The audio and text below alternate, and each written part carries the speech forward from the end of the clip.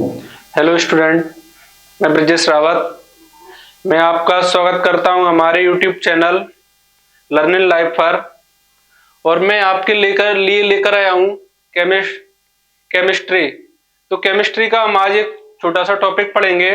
उसका नाम है ये हमारा सोप एंड डिटर्जेंट, मतलब साबुन और अपमार्जक। तो हम इसके बारे में पढ़ेंगे कि साबुन की क्रियाविधि क्या होती है, साबुन कैसे काम करता है, कैसे बनता है। और डिटर्जेंट का मतलब देखो, डिटर्जेंट मतलब कैसे बनता है, कैसे काम करता है, इनमें क्या डिफरेंस होता है, मतलब ये इनकी क्या वर्किंग होती है। तो हम इसके बारे में मतलब पूरा डिटेल में पढ़ेंगे।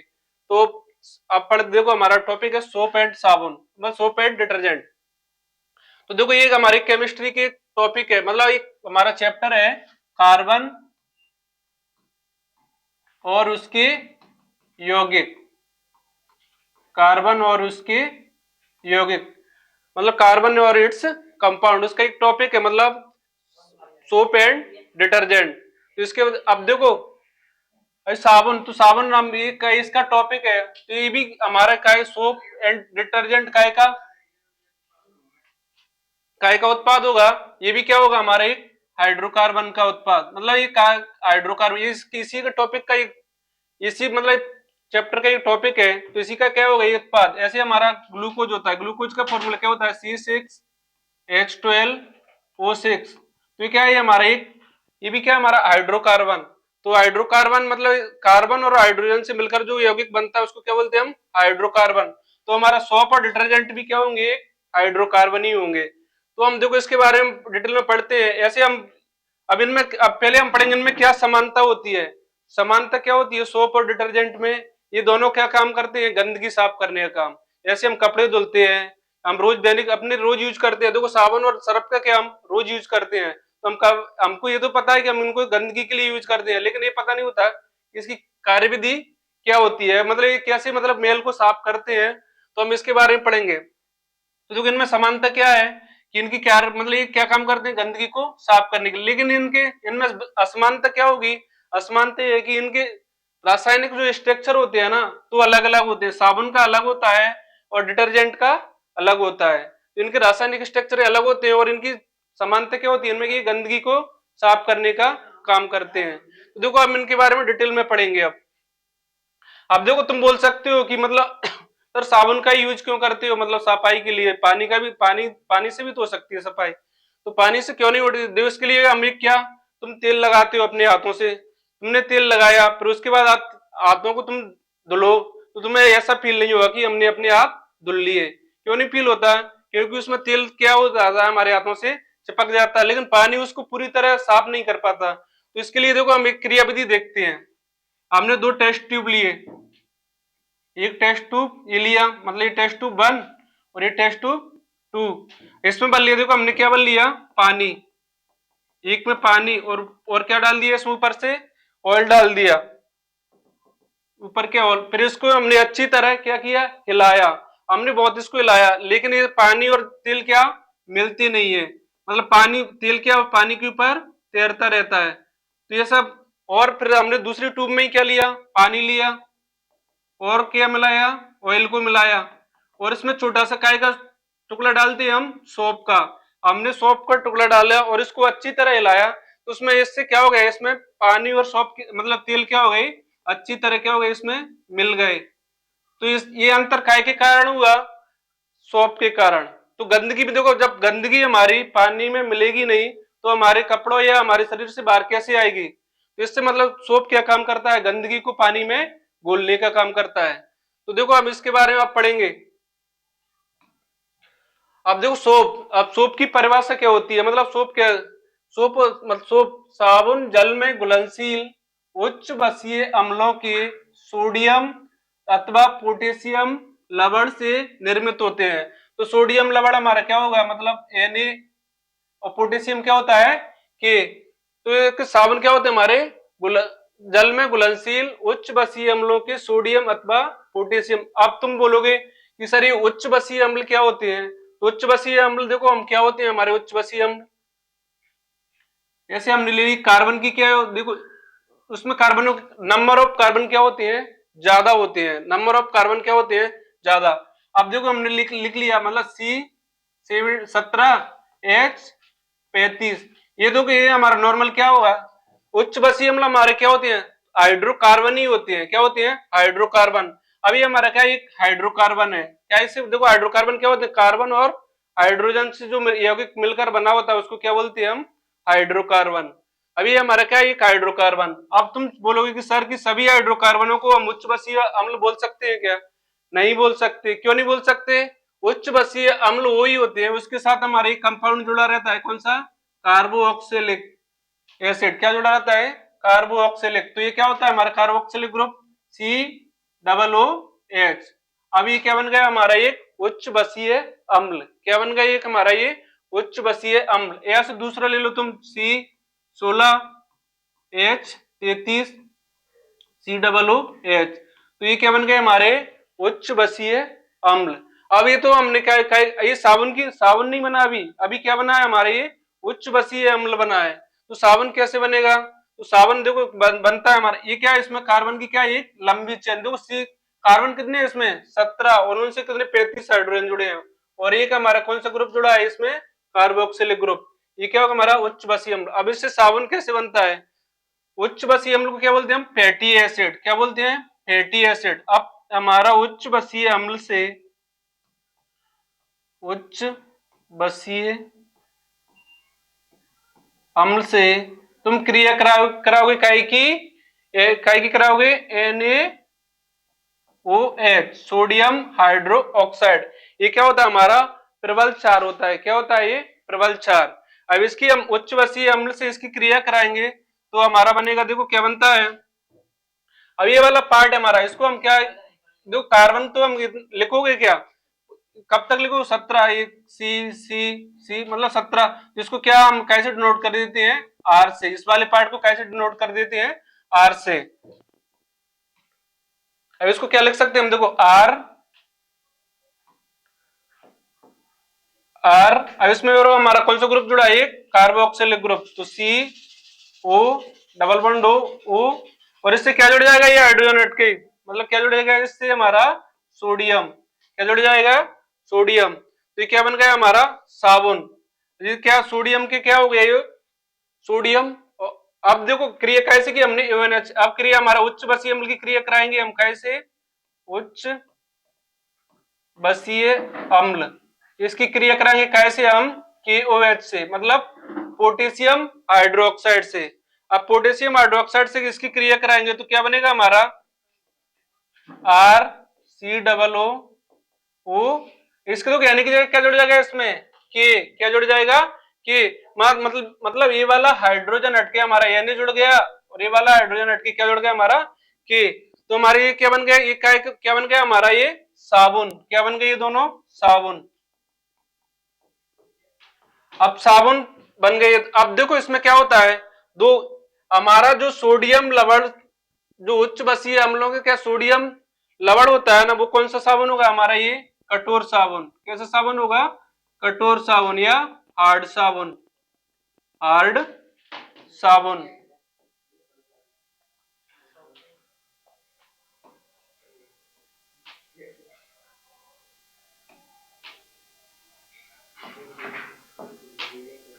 क्या हो गया हमारा, हार्ड सॉफ्ट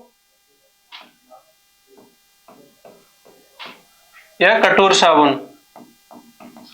और ये वाला क्या होगा, जो पोटेशियम लवण से बना वो क्या होगा हमारा, मृदु साबुन या सॉफ्ट साबुन, या सॉफ्ट साबुन। तो ये हमारे कितने प्रकार के साबुन बन गए, दो प्रकार के। जो हम नॉर्मली यूज करते हैं कपड़े धोने के लिए, नहाने के लिए, वो कैसा होता है हमारा, हार्ड साबुन होता है। क्या होता है, हार्ड साबुन।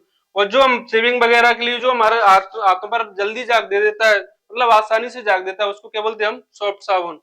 अब देखो जो प्रक्रिया हुई है पूरी साबुन बनाने की, ये साबुन बने, इस जो प्रक्रिया हुई है ना, उसको ही क्या बोलते हैं हम, साबुनीकरण। क्या बोलेंगे इस प्रक्रिया को हम, साबुनीकरण या सेपोनिफिकेशन। क्या बोलेंगे, सेपोनिफिकेशन। देखो साबुन के निर्माण के लिए दीर्घ श्रृंखला, दीर्घ श्रृंखला क्या होगा हमारा, उच्च बसीय अम्ल क्या होते हैं हमारे, ये दीर्घ श्रृंखला। इसमें कार्बन कितने हो सकते हैं, 10 से 18।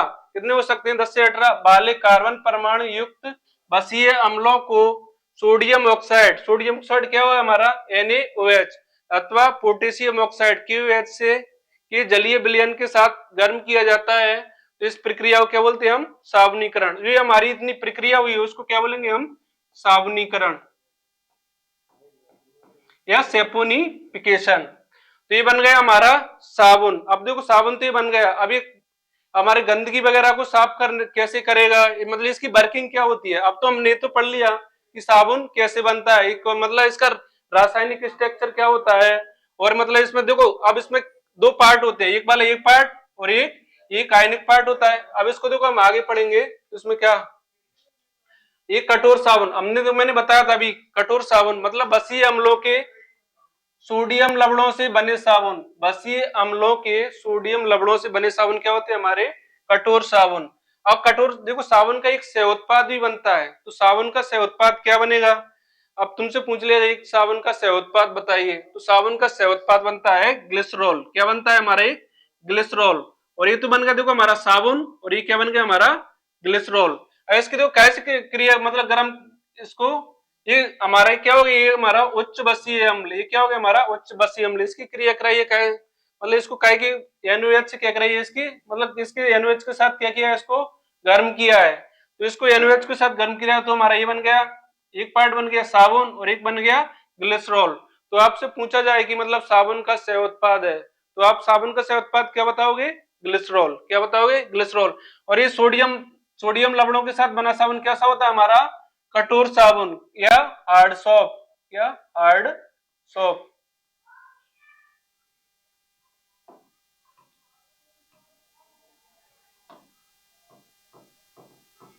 अब देखो अब दूसरा क्या होता है हमारा मृदु साबुन या सॉफ्ट साबुन। तो बसीय बसीय अम्लों के पोटेशियम लवणों से बने साबुन, बसीय अम्लों के पोटेशियम, देखो अभी किसकी अपक्रिया कराए हम KOH से, काई की जो हमारे उच्च बसीय अम्लों की। तो देखो इससे हमने पोटेशियम के साथ इसको गर्म किया तो ये हमारे एक उत्पाद ये बना, इसको क्या बोलेंगे, ये क्या इसका साबुन का सह उत्पाद, और ये क्या बन गया हमारा साबुन। तो साबुन का सह उत्पाद क्या बनता है हमारा ग्लिसरॉल, क्या बनता है ग्लिसरॉल। तो ये तो हो गई हमारी साबुन की निर्माण प्रक्रिया। अब देखो ये काम कैसे करेगा, अब इसमें देखो मेनली कितने साबुन में मुख्य रूप से 3 बसीय अम्ल का प्रयोग होता है। साबुन में कितने मुख्य रूप से कितने बसीय अम्ल का प्रयोग होता है 3। कौन से होते हैं हमारे देखो स्टीयरिक एसिड, तो स्टीयरिक एसिड का फॉर्मूला होता है हमारा देखो C15H31COOH। ये क्या होता है हमारा स्टीयरिक एसिड का रासायनिक सूत्र, और इसका फॉर्मेटिक एसिड का क्या होता है C16H33COOH। ये क्या होता है हमारा फॉर्मिक एसिड का रासायनिक स्ट्रक्चर। अभी ओलिक एसिड का क्या होगा C17H35C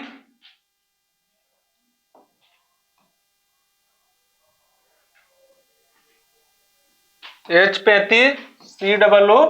ये क्या हो गया हमारा ओलिक एसिड, क्या हो गया ओलिक एसिड। तो मेनली हमारे कितने अम्लों के मतलब बसीय अम्लों का यूज होता है साबुन बनाने के लिए 3, कौन सा स्टेरिक एसिड, फॉर्मिक एसिड और ओलिक एसिड। अब देखो ये तो इसके बनाने में यूज होते हैं। अब इसकी कार्यविधि क्या होती है,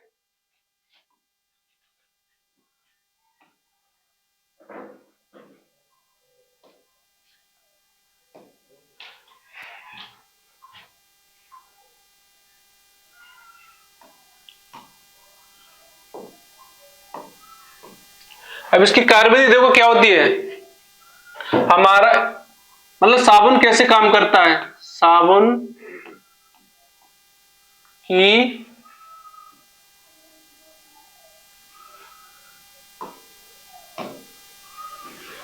की क्रियाविधि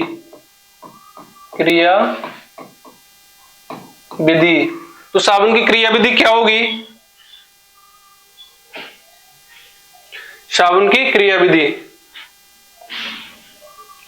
देखो साबुन की क्रियाविधि, साबुन का सामान्य फॉर्मूला क्या होगा हमारा RCONA। ये क्या हो गया साबुन का सामान्य फॉर्मूला। तो देखो साबुन का ये सामान्य फॉर्मूला हो गया। अब इसको हम C17H35 COO इसको ऐसे भी लिख सकते हैं। तो देखो हम इसका स्ट्रक्चर बनाएंगे, एक कार्बन, दो कार्बन, 3 4 5 6 7 8 9 10 11 12 14 15 16 और ये 17। कितने कार्बन हो गए हमारे? 17। अब इससे हम कितने हाइड्रोजन जुड़े हैं? तो हाइड्रोजन जोड़ लेना 35, ये हाइड्रोजन। अब इसमें देखो एक लास्ट वाला क्या होता है हमारा? CONA plus minus. अब देखो इसमें दो पार्ट बन गए। अब इसमें एक बंध बनती है, कार्बन और हाइड्रोजन के मध्य कौन सा बंध बनता है हमारा? सहसंयोजी बंध। सहसंयोजी देखो ये कार्बन क्या है हमारा? नॉन मेटल है, और हाइड्रोजन भी क्या है? Non metal. नॉन मेटल मतलब अधातु अधातु के बीच जो बंध बनता है उसको क्या बोलते हैं हम? सहसंयोजी बंध। क्या बोलते हैं? सहसंयोजी बंध या कोवेलेंट बॉन्ड। कोवेलेंट बॉन्ड, ये क्या होता है हमारा? Covalent bond. असहसंयोजी बंध मतलब नॉन मेटल के बीच क्या बनता है? और ये क्या होता है हमारा? अध्रुवीय। क्या होता है? अध्रुवीय। ये कैसा होता है? अध्रुवीय। अध्रुवीय मतलब नॉन पोलर। Non polar. अब ये हमारा कौन सा पार्ट? कार्बन कार्बन के मध्य कौन सा बंध बनता है? सहसंयोजी बंध। अब देखो जो ये वाला हमारा पार्ट कौन सा है? आयनिक पार्ट है। तो आयनिक पार्ट में कौन सा बंध बनता है हमारा? आयनिक बंध। देखो ऐसे हमारा क्या है? ये NaCl, तो Na प्लस Cl माइनस। तो इस पर देखो Na एक हमारा हो गया मेटल और एक हो गया non metal. Metal non metal के बीच कौन सा बंध बनता है हमारा? आयनिक बंध। आयनिक बंध। तो आयनिक बंध क्या होता है हमारा? पोलर। क्या होता है? पोलर या ध्रुवीय। क्या होता है? ध्रुवीय। अब पानी, पानी क्या होगा हमारा?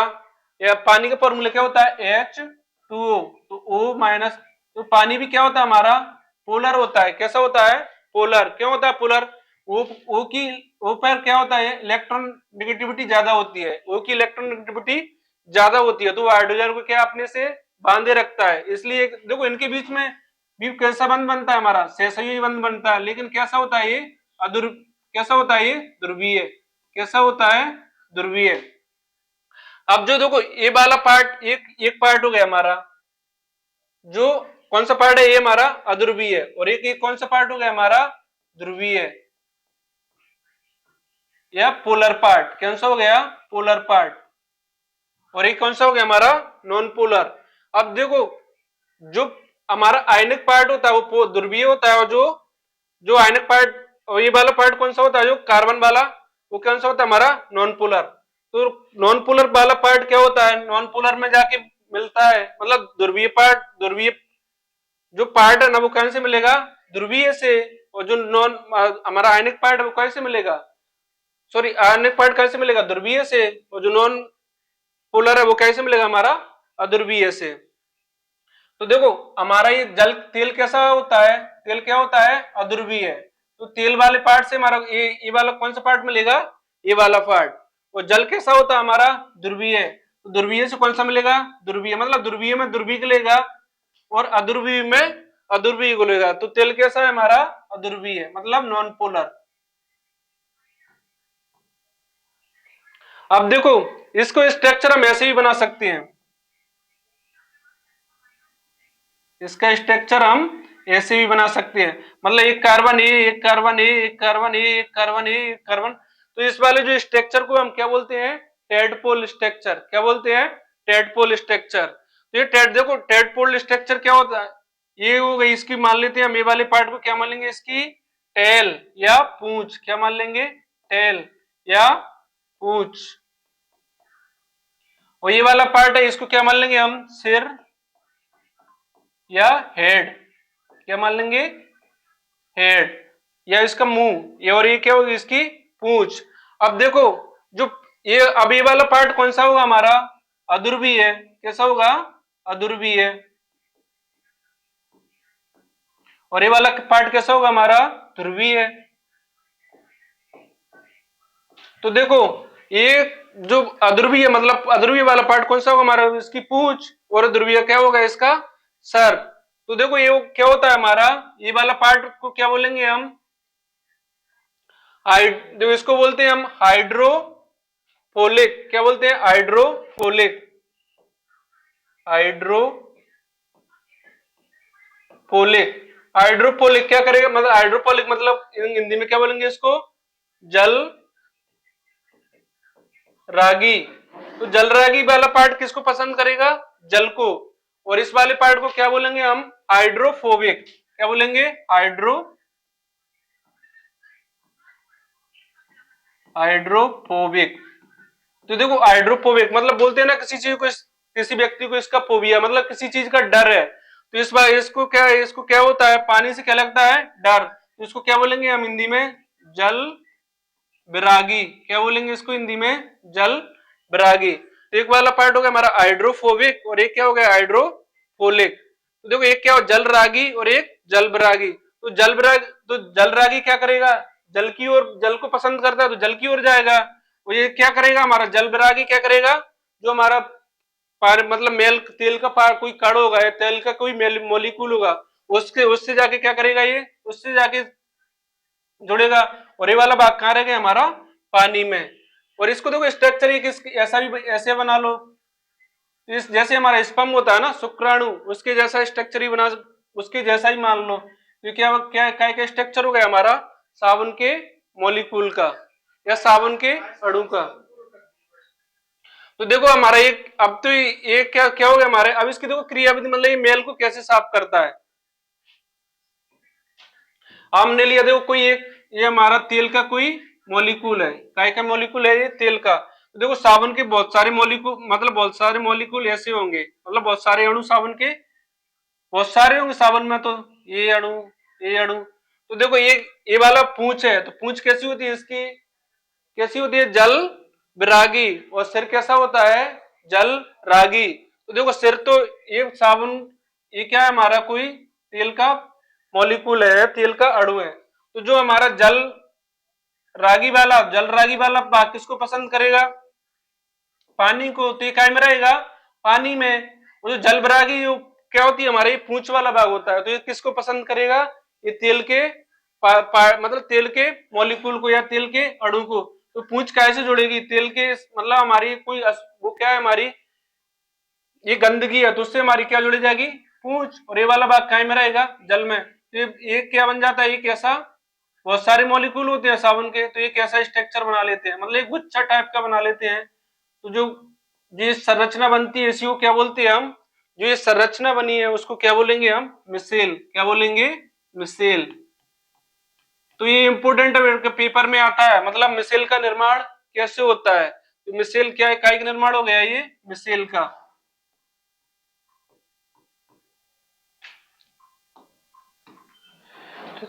देखो आप लिख दो कि मिसेल का निर्माण कैसा होता है। देखो कोई हमारे साबुन के मॉलिक्यूल होता है, इसका एक जो पूंछ वाला भाग क्या होता है, जल विरागी होता है। जो सिर वाला भाग जल रागी होता है, जो पूंछ वाला भाग काय की ओर, मतलब ये कैसा होता है हमारा, अध्रुवीय होता है। तेल वाला जो हमारे मेल वगैरह होता है, या जो तेल, देखो मैक्सिमम जो मेल होता है ना, काय का तेलीय प्रकृति का रहता है, तेलीय नेचर का रहता है। तो जो हमारा पूंछ वाला भाग कैसे अटैच होता है, जो हमारी गंदगी से। अब ऐसे देखो एक क्रिस्टल बन गया, तो जैसे ही हम क्या करेंगे, जैसे ही हम आप साफ साफ कर रहे हैं, जैसे ही हम देखो कपड़े पर ब्रश मतलब चलाएंगे, तो ये जो साबुन के मॉलिक्यूल के साथ ये मेल भी क्या हमारे कपड़े से क्या हो जाता है, बाहर हो जाता है। कैसे, अब ये को ये बन गया, ऐसे बहुत सारे बनेंगे। अब तुमने इसको वॉशिंग मशीन में भी, वॉशिंग मशीन में चलाया तो ऐसे ऐसे घूमेगा, तो मतलब जो साबुन के मॉलिक्यूल के साथ क्या हो जाएगा, ये जुड़ गया, तो ये भी क्या हो जाएगा उसके साथ बाहर आ जाएगा। ऐसे तुमने ब्रश चलाया कपड़े पर, तो उसके मॉलिक्यूल के साथ ये भी क्या हो जाएगा, आ जाएगा, बाहर आ जाएगा। तो ये क्या होती है साबुन की, ऐसे क्या क्या है, सफाई की क्रिया विधि। तो देखो आप समझ गए होंगे कि साबुन कैसे मतलब मेल को साफ करता है। तो देखो अब इसमें क्या आएगा हमारा,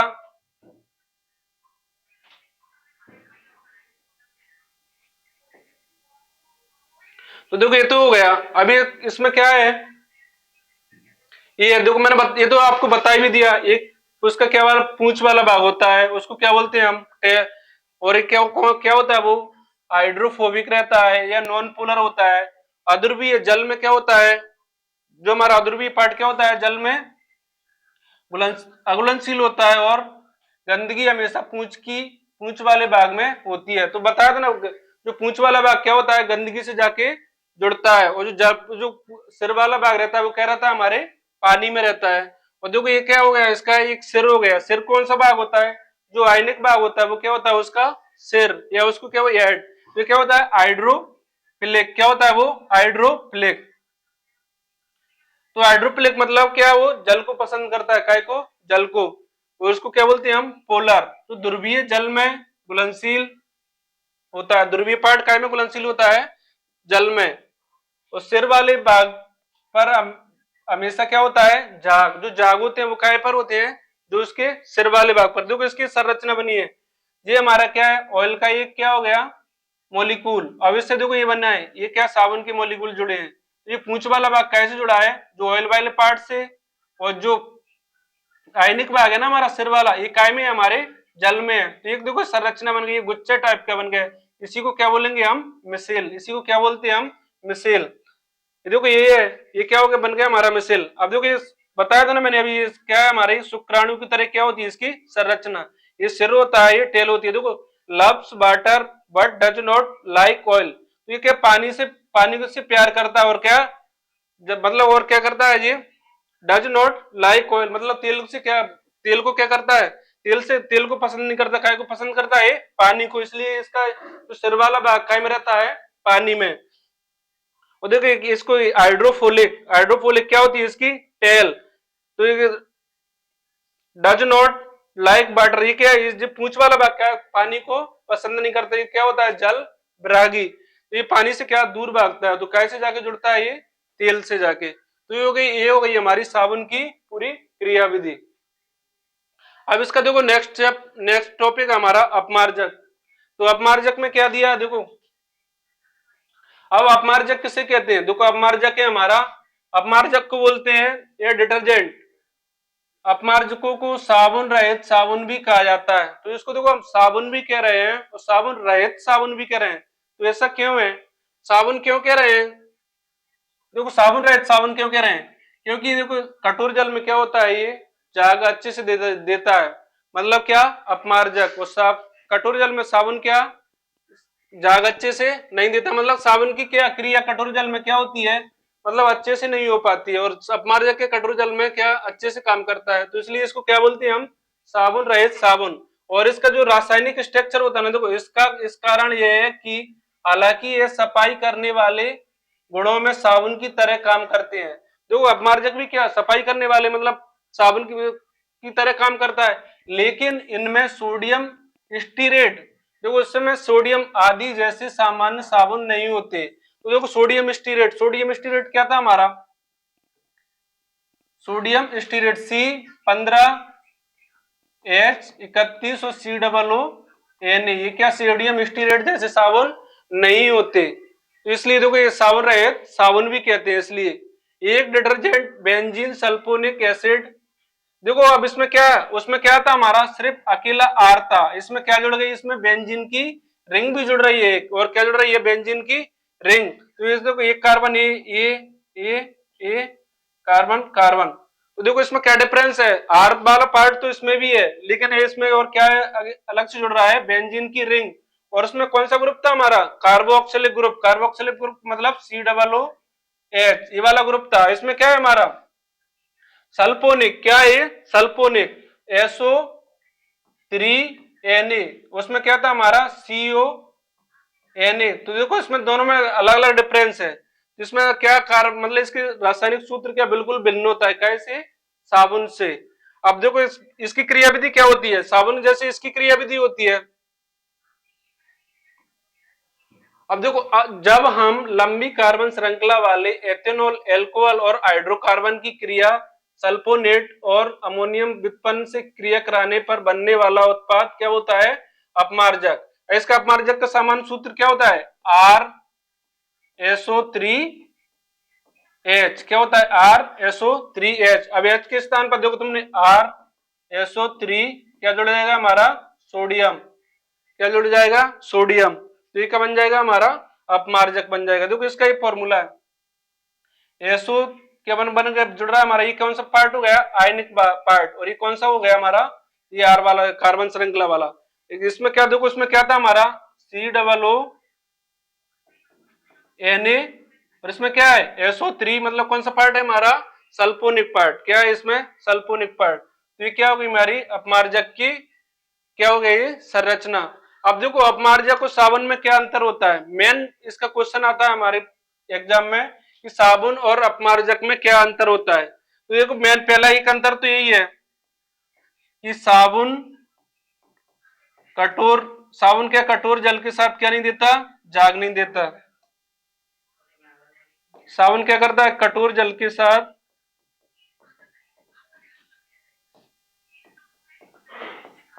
जाग नहीं देता है, और अपमार्जक क्या करता है मतलब कठोर जल के साथ भी काम करता है और सॉफ्ट जल के साथ भी काम करता है। और क्या देखो साबुन कैसे बनकर बनता है हमारा उच्च बसीय अम्ल, उच्च बसीय अम्ल के क्या होते हैं सोडियम और पोटेशियम लवण, क्या होते हैं उच्च बसीय अम्ल के सोडियम और पोटेशियम लवण। और एक अपमार्जक में क्या होता है, अपमार्जक में कैसे बनता है हमारा, इसमें क्या होती है एक बेंजीन रिंग होती है, क्या होता है एल्किल बेंजीन सल्फोनेट। तो एल्किल बेंजीन सल्फोनेट क्या होगा हमारा एल्किल बेंजीन सल्फोनेट। तो इसमें कौन सा ग्रुप जुड़ता है हमारा SO3Na, और इसमें देखो हमारा आयनिक पार्ट क्या होता है CO- Na, और इसमें हमारा आयनिक पार्ट क्या होता है SO3Na। तो देखो इसमें साधारण साबुन उच्च बसा अम्लों के सोडियम लवण होते हैं। अपमार्जक क्या होते हैं ऐसे पृष्ठ सक्रिय पदार्थ हैं जिनके तनु विलयन में सफाई करने की क्षमता होती है। ये प्राय एल्किल बेंजीन सल्फोनेट होते हैं जो साबुन के समान ही होते हैं किंतु कठोर जल में साबुन से अधिक विलय होते हैं। क्योंकि कठोर जल में क्या होते हैं साबुन क्या कठोर जल में उसकी क्या क्रिया विधि क्या होती है साबुन की अच्छे। तो आई होप यू मतलब आपकी समझ में आया होगा, क्योंकि हमारा भी क्या स्टार्टिंग है तो थोड़ा बहुत कुछ मतलब इधर उधर हो गया होगा। तो इसमें कोई मतलब हम आपके लिए और अच्छे से मतलब टॉपिक को भी और अच्छे से मतलब स्लाइड को भी मतलब हम एक्सप्लेन करेंगे और अच्छे अच्छे मतलब जो कंटेंट होगा ना उसको आपको प्रोवाइड करेंगे। तो और आप मतलब मैं आपसे उम्मीद करता हूं कि आप भी हमारी हेल्प करोगे और हमारे यूट्यूब चैनल को सब्सक्राइब कर लेना और मतलब हमारी उसमें हेल्प करना।